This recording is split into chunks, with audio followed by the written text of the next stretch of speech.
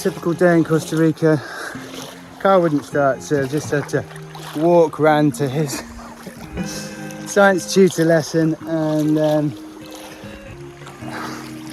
the tutor couldn't get to our house because this river is high at the moment, and so he didn't want to bring his car across, which is understandable. Yeah, Laura's at yoga. I'm doing a river crossing to get my boy educated. Today, I thought I'd give you a little guided tour of the house. It's quite interesting because our whole existence here in Costa Rica is an experiment. Like I've said before, but we had this big house in England out of wood. It was a grange.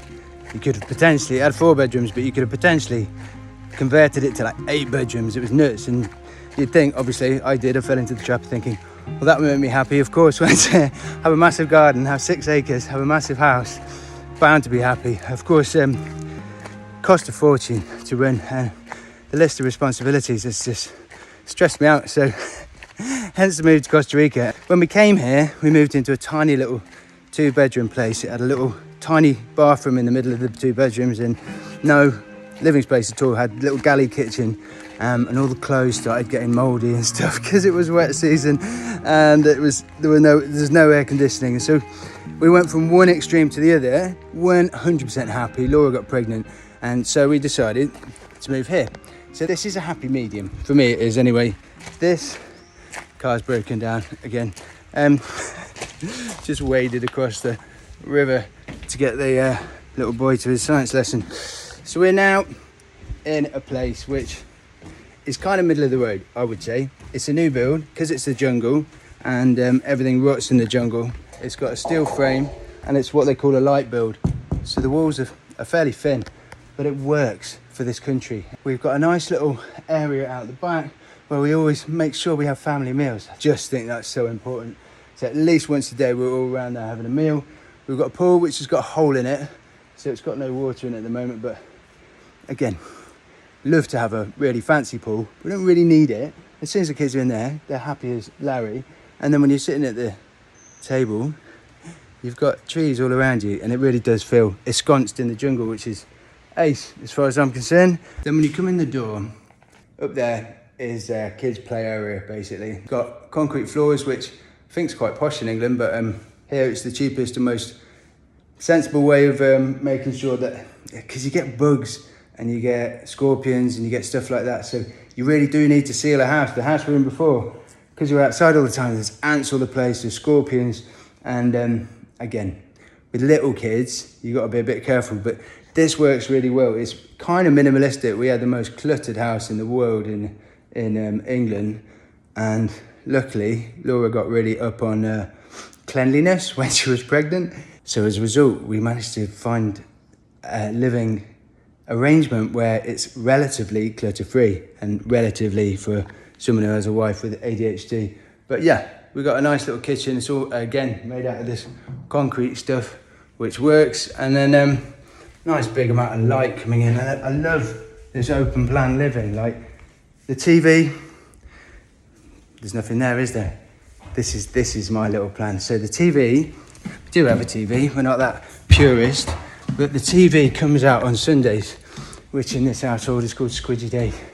And we really vet what we watch. We find that things like old school things like Home Alone and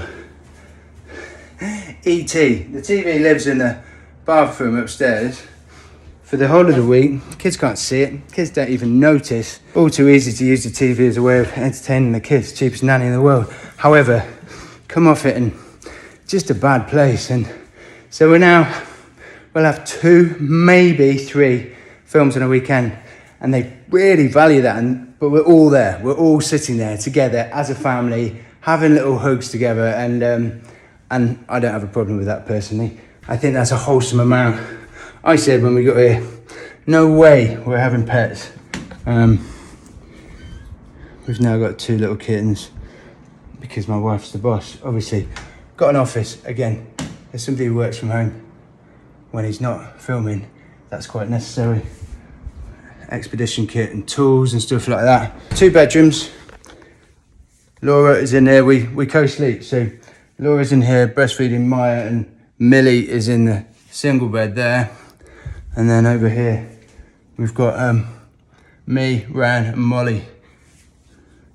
Molly, slightly more independent than her sister at this stage and loves being in with the boys. Their room's slightly less minimalist than the rest of the house. And then we've got a little family bathroom, which is shared. There's no bath, but there's a nice, powerful shower. There's a well on the property as well, so all the water comes straight out of the well. And then there's a little outhouse, which has got the washing machines in it.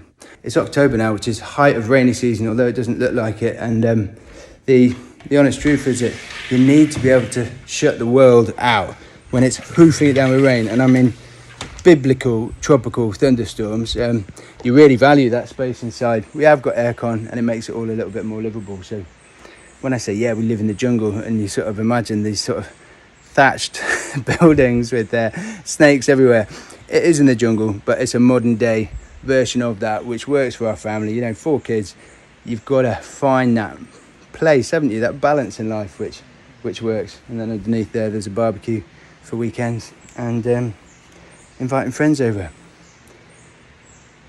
That's my house and this is my life at the moment. For us, this setup works because you've got your communal living space, so when the kids are playing, they're right here, and so we can be cooking there or doing stuff or sitting at the table, and they're just here. And the house we had before, I don't mean to bang on about having a big house, but it's not a boast, it's an admission of error, I guess. It was too big.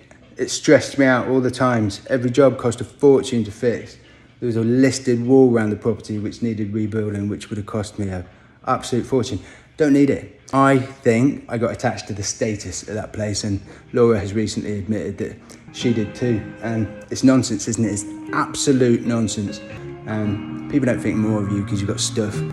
People don't think more of you because you've got a big house or a big telly or a big car. And that's the bit, I think, that has changed in our life that I'm really happy about. It's letting go of stuff, letting go of possessions, letting go of, to an extent, all the responsibilities that come with having to earn enough money to buy all that stuff. Simplifying life, making it easier to have just a bit of a spare moment. And everyone here is asking me, do you want to learn to surf? And I'm like, no, I just value being able to sit down and having a bit of time to myself. I'm learning jiu-jitsu, I'm learning Mandarin, I'm still learning Spanish, let's face it. I don't have time to start anything else. And actually, I don't want to. I don't want to fill my life packed full. I have a fun job, I have 4 kids.